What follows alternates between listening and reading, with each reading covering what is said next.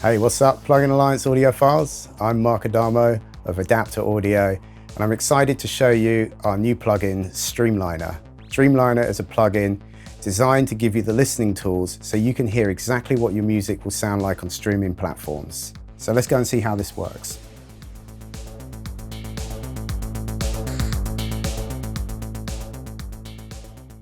Let's start with the grand tour of Streamliner. Streamliner has three main sections. On the left-hand side here, we have the meters, loudness, dynamics, and true peak. On the right-hand side here, we have the Codec Auditioning system and the loudness match. And above it, we have a reference track player where you can A/B your track against another great sounding master, see how it stacks up. Above that, we have the platform presets. And to the right, we have target level presets. And then we have a soft bypass here. To access the settings menu, click the cog icon. And then you can see we can have different UI sizes ranging from 100% to 250%. Below that, we have two low latency options. So let's talk about that quickly. Most of us will start the session using the metering, target levels, and maybe some track referencing. And once the master sounds good, we'll want to audition the codecs. Now the codec preview does introduce about 300 milliseconds of latency. And this is an unavoidable product of the encoding process, but it does allow us to do seamless A/Bing of the codec preview with the live audio stream, which is what we want to give us the best possible scenario for A/Bing codecs. So when you start the session and only need the metering, I recommend switching to low latency mode, which will give you zero latency monitoring. And when it's time to audition the codecs, switch off low latency and get all the benefits of seamless A/Bing between any of the codecs and the live stream. Since most of the time you'll be starting with metering, you can select the option to open new instances of Streamliner in low latency mode by selecting the low latency default option. So we're all looking to get the optimum levels in our masters. The key metrics here are loudness, integrated short-term and momentary LUFS, loudness range, dynamic range, and true peak measurements. We've designed the meters in Streamliner to give you the optimum visual clarity so you can see exactly what's happening in your music. Let's jump in and see how they work.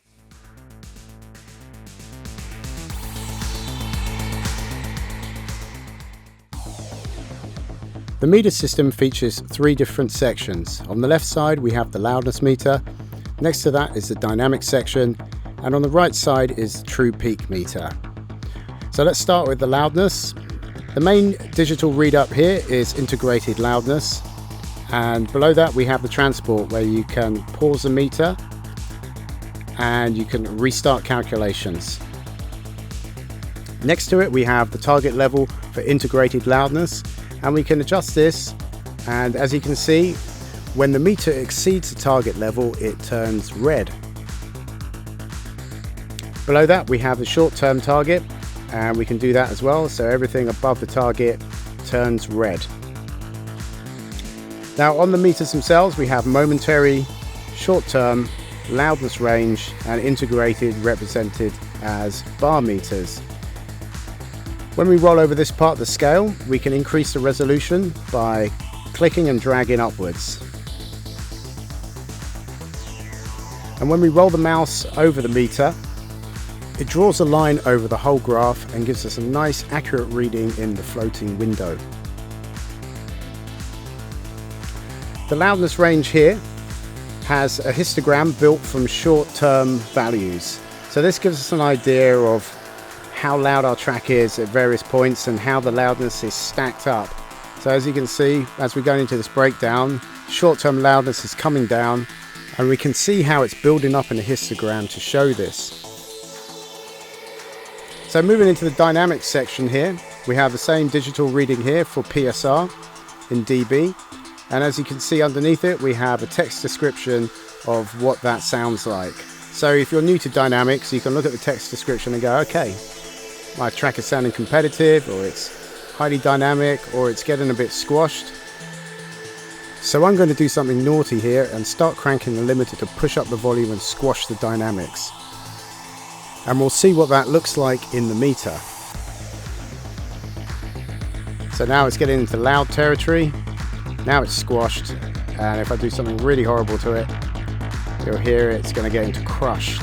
So let's bring that back down because that's not what we really want. And you can see the meter returning and we're back in competitive territory. Now we've got target levels here and we can do the same thing. We can move that around the meter. And below that we got PLR, which is the overall dynamic reading for our entire track measured since we started. So let's have a look at the dynamic range meters down here. Again, we've got this scale that we can increase the resolution. And when we roll over the graph, we get the floating window with the reading to 1 decimal place. So on the left side, we see a white horizontal line that represents the live PSR reading. And the orange bar around it is a representation of the last 10 seconds of dynamic readings. So when the orange bar gets longer, it means we're transitioning from one dynamic level to another in the last 10 seconds. And when the orange bar contracts and is smaller, it means we're remaining on a more consistent dynamic level. So now it's all kind of happening around 8.7, nice and consistent. And when we have some sound effects and stuff, suddenly it gets a bit more squash, back down to nearly 7.7 dB. And we can see this represented on the histogram where the majority of our track is around 9 and then it tailors out up here to about 10 and at maximum it's coming down here to about 7.4. So we can see we do have dynamic variation throughout the track. And again up here we can see we have the dynamic range. The majority of the track is happening between 7.8 and 9.7 PSR. Over here we have the true peak meter, and again we can set the target value here, so we can see if we want to keep some headroom we can do that, and if we just want to see if the track has any potential to produce intersample peaks, we just set the target to 0, and if it clips above that we'll see it. Comparing our music to reference tracks is a proven practice which gives us a sense of perspective of how our music will sound. With Streamliner, we can use reference tracks in several ways to our advantage. We can use them to gain target levels, we can compare them side by side to see the sonic quality, and we can also preview how they will sound side by side in a playlist with loudness normalization engaged. Let's check that out now.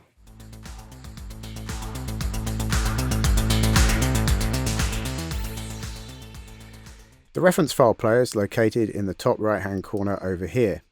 To load a track, you can just drag something in, like so, or you can choose the load file command from the menu here.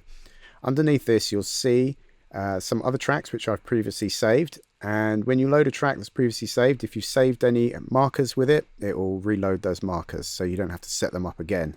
So let's have a quick look at inserting a marker. You just right click, insert marker. Now when you hover your mouse over it, the icon changes to a hand and you can move it where you like. Let's add another one up here. Right click, insert marker, and now if you want to zoom in, you can just use the scroll bar and that will zoom right in, and now I can just drag it and place it exactly where I want to. And if you want to move left and right, you can use the left right scroll to do so, like that. And then let's zoom back out.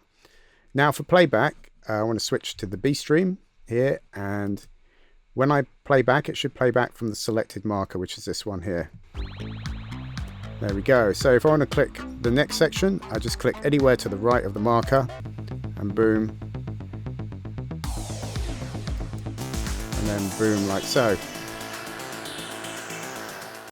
Now if I want to start from anywhere else in the waveform, I just hold down Option or Alt and click on the waveform, and there we go.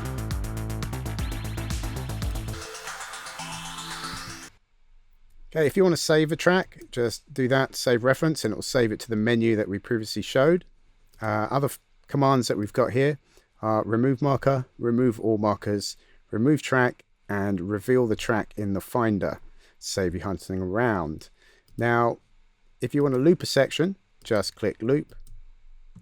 And now this will loop this section here right up to the next marker. So if you move that marker all the way down there, it'll start looping very quickly.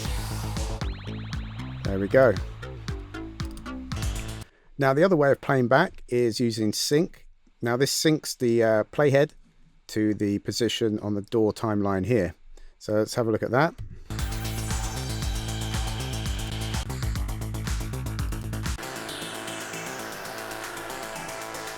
Okay, simple.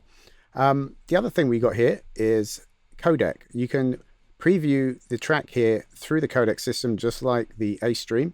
You just route it like that, and now when you turn this on, you should be able to hear the track through the Codec system. So let's turn it off. Let's select a really low grotty quality here, YouTube low, and there you have it. So one of the cool things we can use the reference player for is to compare our pre-master with our mastering. So I've loaded in here the pre-master for the Space Disco track, and I've pressed sync so it perfectly syncs with the timeline. And now I can A/B it with the mastering and hear how the mastering sounds compared to the original. So essentially when I click B, this is going to bypass all these effects. So I can instantly hear what it sounds like with and without the effects. So let's have a listen to that quickly.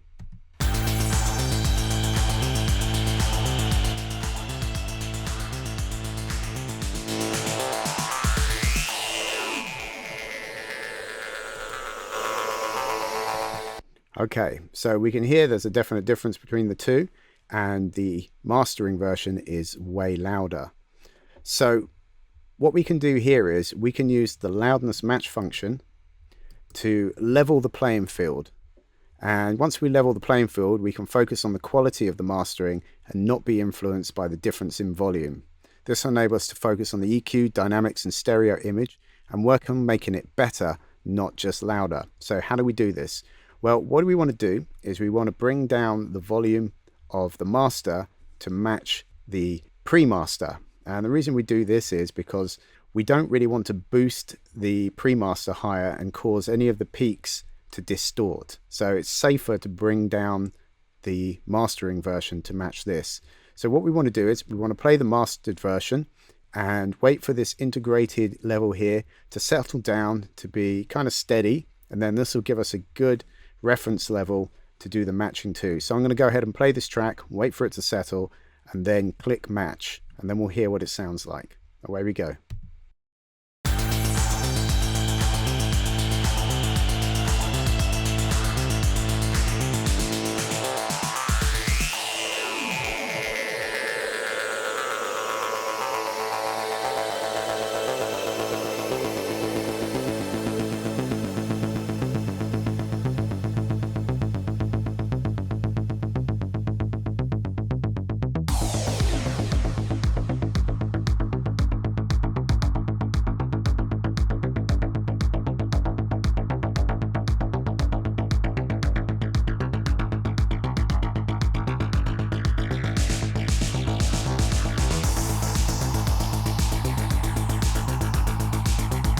Okay, so the integrated LUFS level here is kind of settling down about 8.7. It might go a little bit higher or lower, but we'll take a match from this point.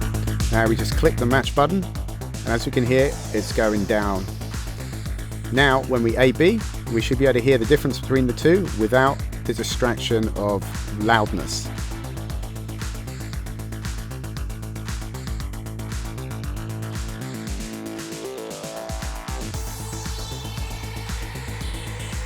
And that's how easy it is.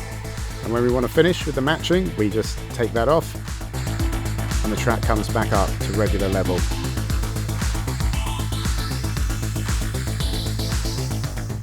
So when we're ready to do our loudness matching, all we have to do is set this target value here to what we want. Let's go down to -14 and wait for our live stream to get to a nice consistent LUFS reading. And when we're ready, we just click match. And we can see exactly how much our track is going to get turned down relative to the target level. Now we can jump between different platforms here. Spotify is -14, Apple Music's -16, and we've gone down a little bit quieter. You can also see exactly how much the track is going to get turned down relative to each platform by looking at the normalization column and the value shown in red. Now we can also set this manually, and you can hear the change live. And then back up, and then off. So remember, just wait for this LUFS to settle, and then you're ready to do your matching.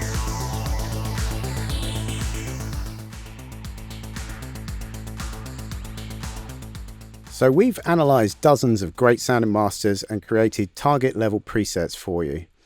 Just click on the menu here, find something you like, and then load it up.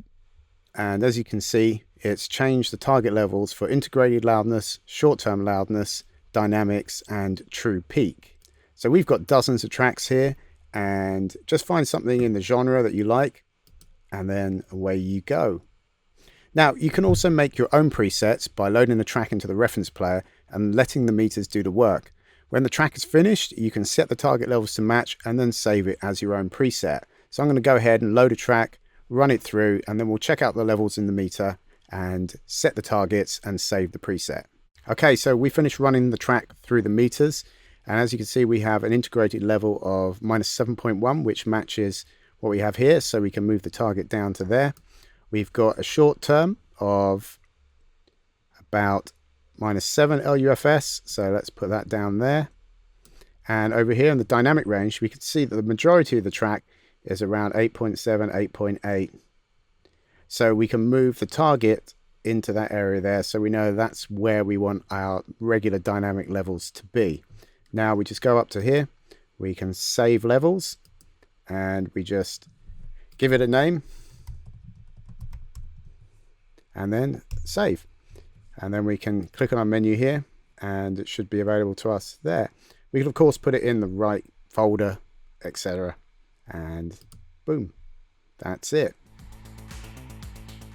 Auditioning your music through the Codecs system couldn't be easier. We designed a simple one-click process where you just select the platform, the tier, and toggle the codec on and off, and you instantly hear how your music will sound like.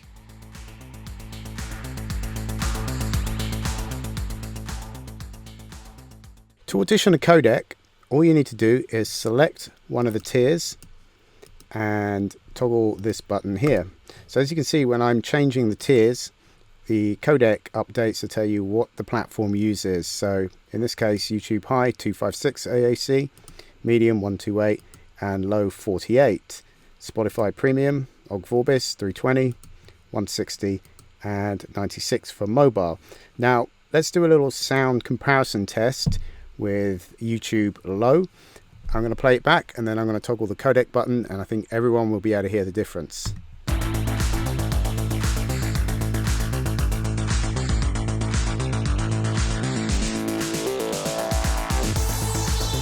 That one's pretty obvious.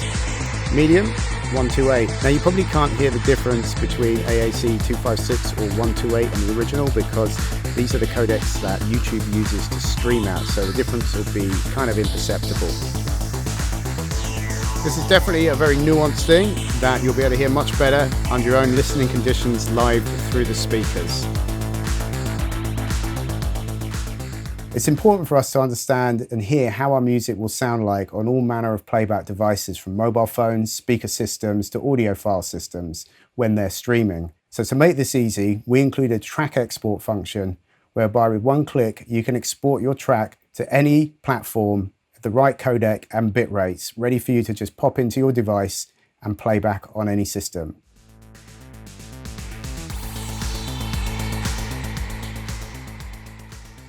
Exporting with Codecs is a nice, simple process. All we need to do is load the audio file into the reference player here. So we're going to drag that in like so, and there it is. Next, you just click the export button, and you see the menu here. We can choose which platform we like. So the music category here has streaming music platforms, and we're going to select Spotify. Now this is opening the folder location, so you can navigate anywhere you like. I'm just going to use the default folder here. Click open, and now we can see the export progress bar there. And while we're doing that, I'll also show you that you can cancel the export at any time, and you can also reveal the export location. So let's do that here, and as you can see, it's writing the 3 files, and let's see, 25% to go, 10%, and bingo, we're done. As you can see here, we have Spotify free, mobile, and premium. And let's click that by size. You can see the premium one is an Ogg Vorbis file, 11.2 megabytes. Free is smaller, half the size really, at 5.6. And mobile's a little bit smaller at 3.4. And that's how easy it is. So that's how easy it is to use Streamliner. So many useful tools. Consider it your last checkpoint before your music goes out to the world. If you've listened to it on Streamliner and it sounds great, then you know it's going to sound great to your audience, no matter what platform they're listening on. So if you have any questions, leave them in the comments below. And until then, happy mixing, happy mastering.